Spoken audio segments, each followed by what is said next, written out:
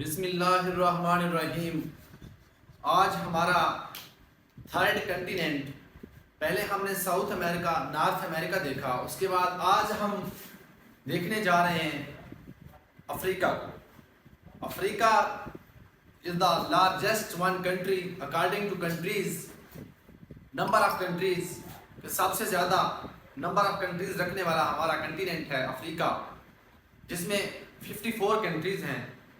Asia इसके दूसरे number पे है, लेकिन आबादी और एरिया के हिसाब से एशिया है, ये सेकंड है। ठीक है, आबादी और पॉपुलेशन के हिसाब से। ठीक है, तो स्टार्ट करते हैं अफ्रीका को।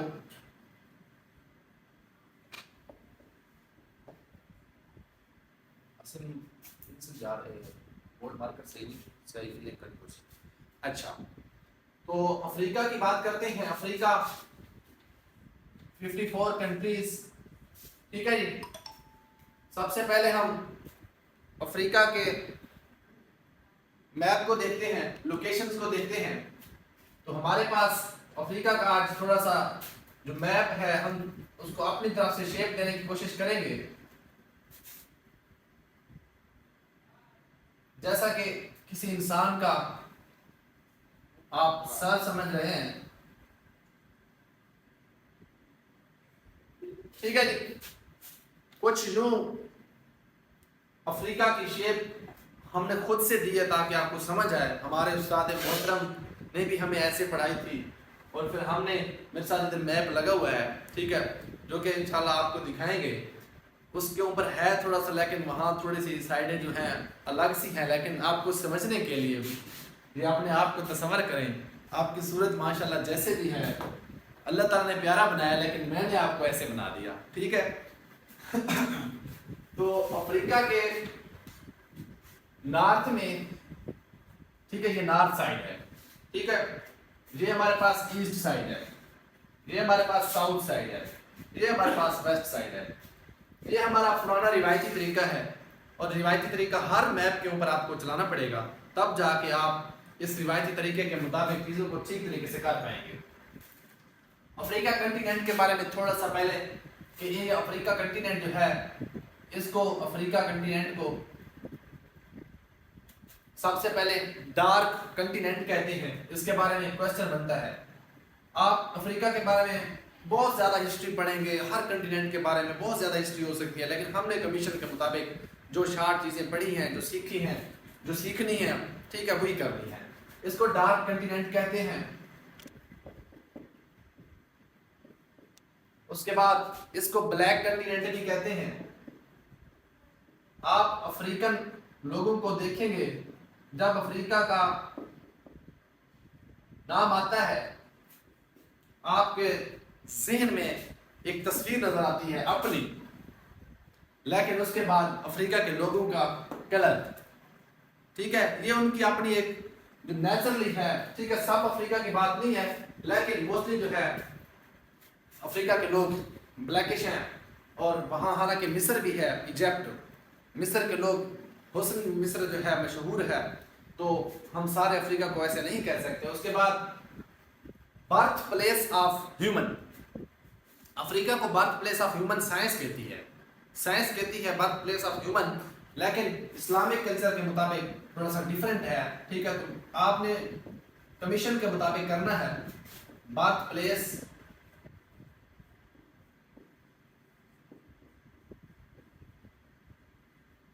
ऑफ ह्यूमन, कि इंसान के जो हमारे रिहाइश के, रहन सहन के जो मिले हैं रिसोर्सेज, वो कहाँ पे अफ्रीका कंटिनेंट में मिले। तो हम भी उसी को देखेंगे कि बर्थ प्लेस ऑफ ह्यूमन जो है वो अफ्रीका है। उसके बाद अफ्रीका को कंकर्ड किसने किया, ठीक है जी, अफ्रीका को और दरियाफ्त किसने किया, फतह किसने किया, ठीक है, तो वो हमारे पास है जी, क्या नाम है उसका, मूसा बिन उजैर। ठीक है, मूसा बिन उजैर, कंकर्ड अफ्रीका बाय मूसा बिन उजैर। ठीक है जी। जहां तक अफ्रीका के बारे में हमने बेसिक्स देखी, उसके बाद हम थोड़ा सा चीजों को, अफ्रीका के मैप के साथ साथ कौन सी चीजें जुड़ी हुई हैं हम वो देखेंगे। ये है कोहेतूर। कोहेतूर वो पहाड़ी है, सिनाई कहते हैं इसको, ठीक है, सिनाई। हजरत मूसा अलैहिस्सलाम की मुलाकात अल्लाह ताला से, जलवागार होना, इस पे जिक्र मिलता है। ये इस्लामिक कल्चर में इसका ज्यादातर जिक्र मिलता है, सिनाई, ठीक है। कोहेतूर कहते हैं इसको, सिनाई, ठीक है जी। इसके बाद यहां पे हमारे पास एशिया है, कंटिनेंट एशिया, और ऊपर की साइड पे हमारे पास क्या है, यहां पे ऊपर की साइड पे, इस साइड पे हमारे पास यूरोप। लेकिन हम पहले एशिया को देख रहे हैं, ठीक है। यहां पे हमारे पास मदीना पाक। हम चीजों को डिटेल से देखेंगे जब एशिया पढ़ेंगे, लेकिन थोड़ा सा लोकेशन आपके माइंड में आ जाए बेहतर तरीके से। यहाँ पे मक्का शरीफ, ठीक है, यहाँ पे बाकी भी कंट्रीज हैं, यमन। हम उन चीजों को देखेंगे जो हमें जरूरत है, जिन्हें हम, जो आज के लेक्चर से कनेक्टेड हैं, ठीक है। तो यहाँ तक किसी को कोई मसला। अच्छा, जब हम कंटिनेंट की बात करते हैं तो कंटिनेंट के बाद हमारे जहन में एक क्वेश्चन आता है, कंटिनेंट की डेफिनेशन आती है, यानी group of countries surrounded by water all sided. तो मतलब बात का ये कि हर साइड पे पानी है, ठीक है जी, पानी ही पानी है। जब पानी ही पानी है तो ये अफ्रीका की वेस्ट साइड पे कौन सा कंटिनेंट है, सॉरी ओशन है। तो मैंने बताया था साउथ और नॉर्थ के बाद हमारे पास अटलांटिक है, ठीक है। जहां पे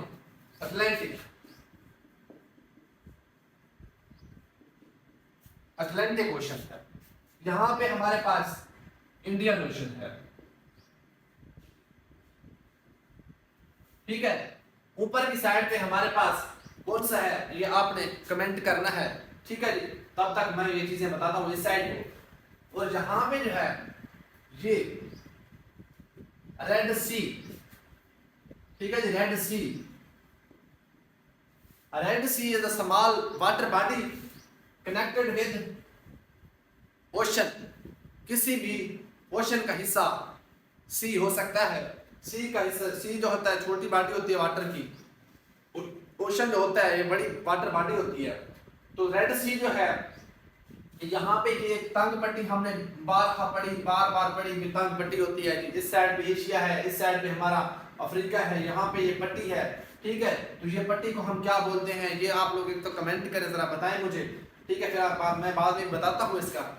इंडियन ओशन, रेड सी सेपरेट करता है किस को, एशिया को और दूसरा अफ्रीका, ठीक है। यहां तक क्लियर हो गया। रेड सी क्या करता है, सेपरेट करता है अफ्रीका और एशिया को। अब ये जो पट्टी है, ये पानी की पट्टी, ये क्या है, स्ट्रेट है। दो लैंड के दरमियान, लैंड मैसेज के दरमियान नैरो पट्टी, स्ट्रिप जो होती है, वाटर स्ट्रिप, जो वाटर बॉडीज को मिलाती है, ठीक है, दो बड़ी वाटर बॉडीज को मिलाती है, उसको हम बारहा पहले बताया कि क्या कहते हैं जी, स्ट्रेट कहते हैं। तो ये स्ट्रेट कौन सी स्ट्रेट है, जो रेड सी और इंडियन ओशन को आपस में कनेक्ट कर रही है, ठीक है जी। स्ट्रेट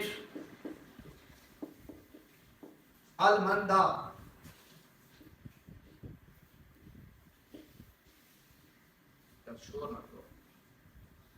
स्ट्रेट अलमंदा, ठीक है। स्ट्रेट अलमंदा क्या करती है जी, कनेक्ट करती है इंडियन ओशन को रेड सी के साथ और सेपरेट करती है एशिया और अफ्रीका को, ठीक है जी। यहां तक क्लियर हो गया। उसके बाद हमारे पास यहां पे एक गल्फ है यमन के साथ, ठीक है जी। क्या है, गल्फ है, बल्कि उस गल्फ को हम अभी नहीं देख रहे, हम आते हैं ऊपर की तरफ, ठीक है जी। एशिया, क्या कहते हैं, यूरोप और अफ्रीका को, यूरोप और अफ्रीका के दरमियान यहाँ पे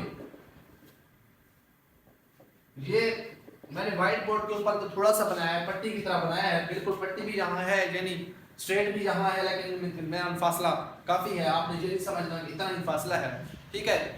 पर मैप को समझने के लिए हम चीज़ें मैप के ऊपर सारी तो नहीं बना सकते उतने फासले, लेकिन एक समझाने के लिए, ठीक है। तो ये क्या है यहाँ पे भी, यहाँ पे हमारे पास है मेडिटेरियन सी, क्या है मेडिटेरियन सी, ये मेडिटेरियन सी।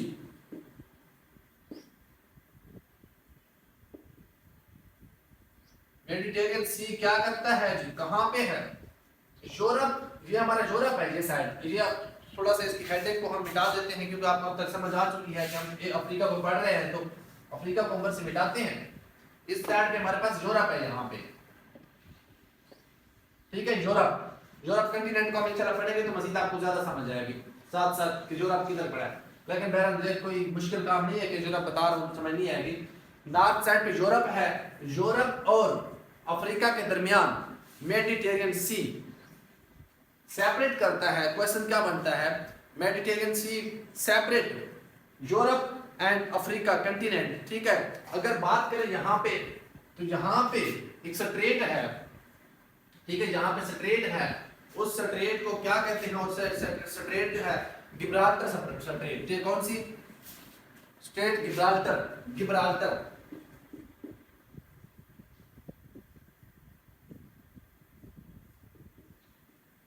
स्ट्रेट गिब्राल्टर, ठीक है जी। स्ट्रेट गिब्राल्टर क्या करती है जी, ये यूरोप यानी इसको अटलांटिक और मेडिटेरियन सी को आपस में कनेक्ट करती है, कनेक्ट करती है Mediterranean sea and Atlantic ocean and separate करती है यूरोप एंड अफ्रीका को। ये भी क्वेश्चन बन सकता है गिब्राल्टर का भी, ठीक है। यहाँ तक किसी का कोई मसला हो तो लाजमी आप लोग कमेंट करें, ठीक है।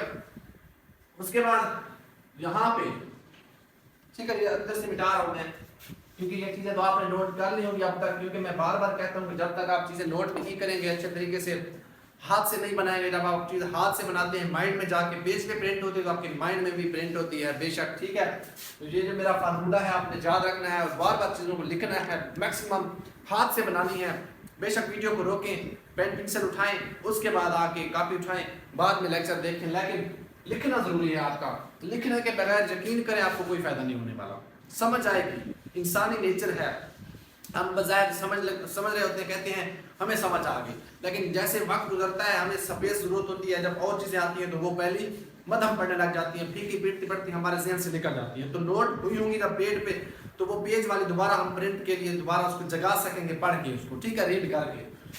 तो यहाँ पे हम देखने लगे हैं तकरीबन नॉर्थ वेस्ट साइड, क्या है यहाँ पे नॉर्थ वेस्ट साइड में, एटलस माउंटेन रेंज, ठीक है, एटलस एम्प्टी रेंज, ठीक है। अब अफ्रीका की माउंटेन रेंज कौन सी है, एटलस माउंटेन रेंज। बेसिकली हम एटलस माउंटेन रेंज को डिटेल से पढ़ेंगे। हम एक चीज देखने वाले हैं कि एटलस से है कंट्रीज हमारे पास, एटलस, ए से अल्जायर, टी से तुनिशिया, एल से लीबिया, ठीक है। इसी तरह से हम इनकी एब्रिविएशन यानी एक पहला लफ्ज जो है उससे एक ट्रैक बना के, ठीक है, वो लेकर चल रहे हैं। तो इसलिए हम इसको माउंटेन एटलस को, माउंटेन का एम लाएंगे हम पहले, ठीक है, मोरक्को, ठीक है, मोरक्को, अल्जीरिया, तुनिसिया, लीबिया, इन कंट्रीज को देखेंगे। तो इसके लिए हम थोड़ा सा ये देख रहे हैं, उससे पहले हम थोड़ा सा एक और क्वेश्चन बनता है, 5 रिंग्स ऑफ ओलंपिक्स। ओलंपिक जो हमारे गेम्स हैं, ठीक है, उनके लिए 5 रिंग जो है सिंबल है, ठीक है, हर कंटिनेंट की अपनी अपनी सिंबल है। हम थोड़ा सा उसको देखते हैं, बाकी हम इंशाल्लाह चीज़ों को थोड़ा सा, लेक्चर जो है इस वक्त 3-4 सब्जेक्ट्स पे चल रहे हैं, ठीक है, 2 बैचेस के, तो टाइम जो है थोड़ा कम होता है, लेकिन आप चीज़ें साथ साथ करें इंशाल्लाह तो ज़्यादा बेहतर हो जाएंगी। ज़्यादा नहीं पढ़ाएंगे, थोड़ा थोड़ा जितना आपसे भी होता रहे, ठीक है। तो अब हम देखने लगे हैं 5 रिंग्स ऑफ ओलंपिक सिंबल। वो 5 रिंग्स किस तरह के सिंबल बनाती हैं, ठीक है।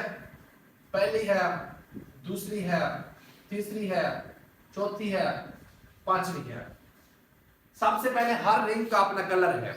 कमीशन पूछता है, ठीक है, कि रेड रिंग रिप्रेजेंट, कि रेड रिंग जो है ये किसको रिप्रेजेंट करती है? तो रेड रिंग बेसिकली रिप्रेजेंट करती है अमेरिकाज को। कौन से अमेरिकाज? हमने पहले देखे हैं, जो नॉर्थ अमेरिका, साउथ अमेरिका, ठीक है, इन दो कंटिनेंट जो है हमारे पास, इसको हम अमेरिकाज बोलेंगे, ठीक है, एक टर्म यूज कर रहे हैं वैसे। तो रेड रिंग बेसिकली ओलंपिक में रिप्रेजेंट करती है, शो करती है, ठीक है, सिंबल है किसकी? North America and south America की। उसके बाद हमारे पास अगली है ब्लैक। ब्लैक रिंग रिप्रेजेंट करती है, जो सिंबल है किस चीज की जी? हमारे पास अफ्रीका। अफ्रीका एक ब्लैकिश कंटिनेंट। फिर से वही बात आती है कि अपनी शक्ल को सामने लाते हुए, ठीक है, कलर की बात मैं नहीं कर रहा, कलर जो है अफ्रीका वाला सामने लाना है, ठीक है। तो रिंग जो है अफ्रीका जो है, black ring represent the Olympic games. खेलों की बात हो रही है, गेम्स की बात हो रही है कि गेम्स में जो रिंग है ओलंपिक में, ठीक है, कौन सा कलर? ब्लैक जो है अफ्रीका को शो करता है, ठीक है, रिप्रेजेंट करता है। उसके बाद हमारे पास नेक्स्ट है ब्लू। ब्लू रिंग रिप्रेजेंट करती है, जो सिंबल जो है ये यूरोप को,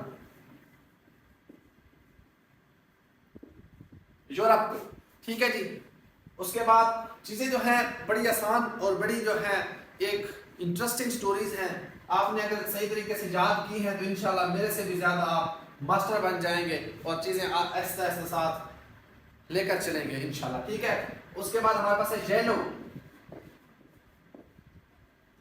येलो रिप्रेजेंट करती है हम एशियंस को, ठीक है, हम माशाल्लाह से पीले दिल के लोग, ठीक है, एशियंस, जिसमें हमारा पाकिस्तान, इंडिया, ठीक है, नेपाल, भूटान, ठीक है, एशिया, ठीक है। येलो जो है, हाँ, एशिया। थैंक यू बच्चे। तो हमारे स्टूडेंट जो हैं हमसे भी ज्यादा माशाल्लाह जो बैठे हैं, एक्टिव हैं, जो कि मैंने यहाँ पे येलो लिखा तो कहते हैं नहीं सर एशिया, ठीक है। तो एशिया जो है बेसिकली रिप्रेजेंट करती है, किसको रिप्रेजेंट करती है जी? येलो, येलो कलर एशिया को रिप्रेजेंट करता है। उसके बाद हमारे पास है ग्रीन, सब्ज। ग्रीन रिंग रिप्रेजेंट किसको रिप्रेजेंट करती है भाई बताएं? Australia. Australia, thank you, good. तो ऑस्ट्रेलिया या ओशिनिया, ओशिनिया जो साथ मैंने बताया था जब वर्ल्ड मैप का पहला लेक्चर जो था उसमें, ठीक है, ओशिनिया जो है जिसमें 7 जजीरे जो है उनको मिला के ओशिनिया कह देते हैं, ठीक है। तो ऑस्ट्रेलिया, ऑस्ट्रेलिया, ठीक है। तो ये बेसिकली सिंबल्स हैं जो शो करते हैं किसको? ओलंपिक्स में कंटिनेंट्स को शो करते हैं, ठीक है जी। तो हमने ये रिंग्स देखी जो सिंबल हैं किस चीज की? ओलंपिक्स में, ठीक है। ये 5 रिंग्स जो है फेमस हैं। अब हम थोड़ा सा कुछ कंट्रीज को देख लेते हैं, ठीक है। तो सबसे पहले मैंने बात की थी आपको एटलस माउंटेन्स की, जिसमें सबसे पहले हम बात करते हैं एमसी।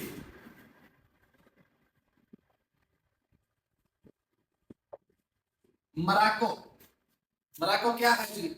मोरक्को कंट्री है तकरीबन जहां पे, ठीक है जी। मोरक्को, मोरक्को का जो कैपिटल है वो है रबात। कंट्री के कैपिटल इंशाल्लाह हम अलग से आपको करवाएंगे, सारे जो कंट्रीज के करने हैं वो एक कंप्लीट वीडियो देंगे और इंशाल्लाह आपको निमानिक्स टेक्निक के तहत कैपिटल्स करवाएंगे ताकि आप लोगों को अच्छे तरीके से याद रह जाएं, ठीक है।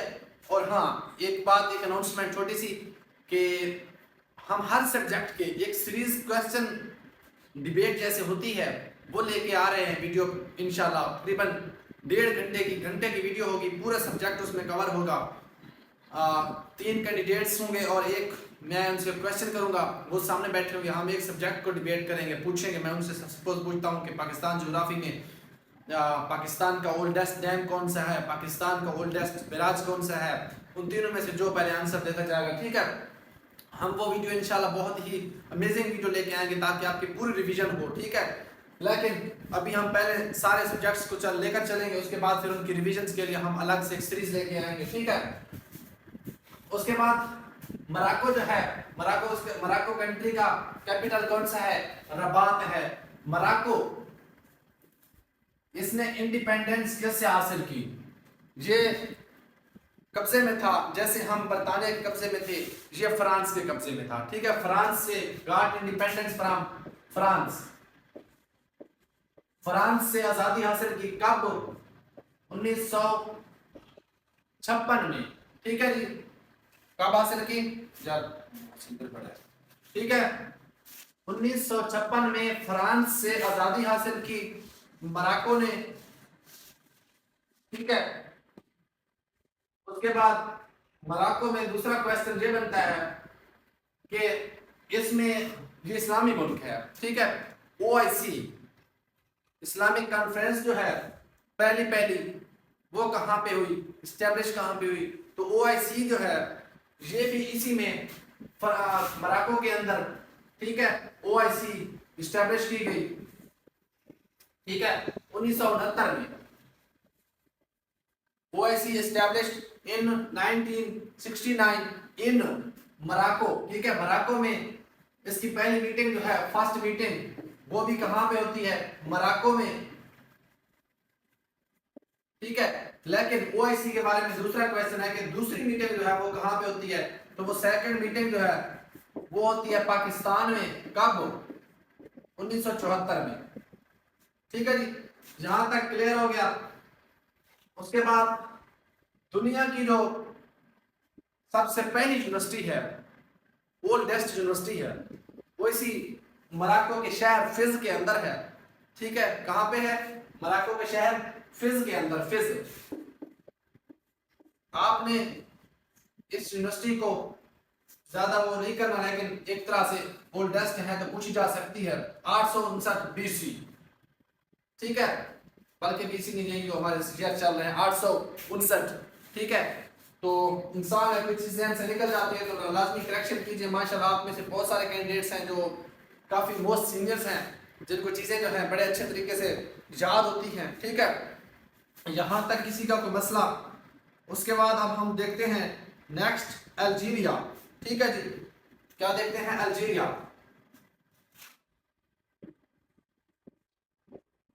अल्जीरिया के बारे में, अल्जाइर्स इसका कैपिटल है। इसके बारे में कोई खास क्वेश्चन नहीं है। इसके लिए है कि इसने इंडिपेंडेंस कब हासिल की, किससे हासिल की। ठीक है, और ये अफ्रीका का सबसे बड़ा जो है कंटिनेंट है एरिया के हिसाब से। ए से अल्जीरिया, ए से एरिया। ठीक है, अल्जीरिया जो है अफ्रीका का सबसे बड़ा कंट्री है। किसके हिसाब से? एरिया के हिसाब से। ठीक है जी, तो अल्जीरिया ने जो है 1962 में फ्रांस से आजादी हासिल की। फ्रांस। ठीक है, 1962। ठीक है जी, अल्जीरिया ने आजादी हासिल की फ्रांस से। कब? 1962 में। ठीक है जी, ये 62 है, 62 लिखा हुआ है। ठीक है, उसके बाद हम देखते हैं अब तुनिसिया।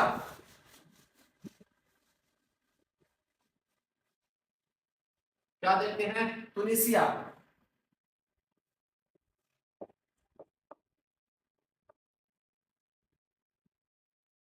तुनिसिया। ठीक है जी, तरतीब से थोड़ा सा, एम मोरक्को, ए से अल्जीरिया, टी से तुनिसिया। ठीक है जी, तुनिसिया के बारे में है कि तुनिसिया ने सबसे पहले तो आजादी हासिल की, गॉट इंडिपेंडेंस फ्रॉम इटली, बल्कि नहीं फ्रांस। इसने भी फ्रांस। कब? 1956। और मोरक्को ने कब हासिल की फ्रांस से? उसने भी 1956 में। दोनों ने 1956 में आजादी हासिल की। किससे जी? ठीक है, इतने तक क्लियर हो गया। उसके बाद इसका एक शहर है, ठीक है, तुनिसिया का, सिटी ऑफ कार्थेज। ठीक है, सिटी ऑफ कार्थेज। इसके बारे में क्वेश्चन बनता है कि सिटी ऑफ कार्थेज जो है ये कहाँ पे है। ठीक है, तो सिटी ऑफ कार्थेज जो है ये भी उसका तुनिसिया का शहर है। ठीक है, उसके बाद एक और क्वेश्चन बनता है इसी तुनिसिया के रिलेटेड। ठीक है, एक एहतजाज जो है इनकलाबी एहतजाज शुरू होता है, जिसे अरब स्प्रिंग कहते हैं। अरब स्प्रिंग। ये चीजें आप नोट साथ साथ करते जाएं, वरना फिर आप कहेंगे कि एंड पे सारी चीजें मिटा दी गई हैं। ठीक है, तो साथ साथ नोट करें। अरब स्प्रिंग जो है कब हुआ? 2010 में। ठीक है, अरब स्प्रिंग ये 2010 में कैसे शुरू हुआ? ये हुकूमत थी ज़ैनुल आबिदीन की। ठीक है, उस वक्त, और एक फ्रूट सेलर होता है, ठीक है, बजूजी, मोहम्मद बजूजी। ठीक है, उसकी रेडी होती है, जैसे बाजार में आजकल जो मामलात चल रहे हैं। ठीक है, वो बाजार में रेडी लगाता है, उसकी रेडी को उठा के ले जाते हैं, फ्रूट्स को उठा के ले जाते हैं। ठीक है, तो वो चक्कर लगाता रहता है। आखिर वो सिस्टम से, वो एक जो इनकी पॉलिसीज हैं उनसे तंग आके बाजार में अपने आप को और अपनी चीज़ों को जो है वो एहतजाज करता है और आग लगाता है। ठीक है, वहाँ से एहतजाज जो है शुरू होता है और ज़ैनुल आबिदीन को अगले साल हुकूमत से हाथ धोने पड़ते हैं। ठीक है, यहाँ से फिर ये बेसिकली अरब स्प्रिंग स्टार्ट होता है, एक कंट्री से दूसरे में, सिटीज से, फिर ऐसे बढ़ता बढ़ता ये रियासतों में फैल जाता है। ठीक है, और अगले साल जो है इसी एहतजाज की वजह से ज़ैनुल आबिदीन की हुकूमत को भी गिरा दिया जाता है। यहाँ तक आज, और इंशाल्लाह फिर कल जो है हम नेक्स्ट देखते हैं इसका जो पार्ट बनता है। तो इंशाल्लाह तब तक के लिए आप मुझे इजाज़त दें और इन चीज़ों को अच्छे तरीके से नोट करें, बनाएं, और अपनी इस शक्ल को अच्छे तरीके से याद करना है। हर शक्ल बताई जाती है, पिछली शक्ल जो हमने बनाई थी किसी जानवर की बनाई थी, आज माशाल्लाह हमारी अपनी बारी थी। ठीक है, तो लाजमी, बाकी जज़ाकल्लाह खैर, अस्सलाम वालेकुम।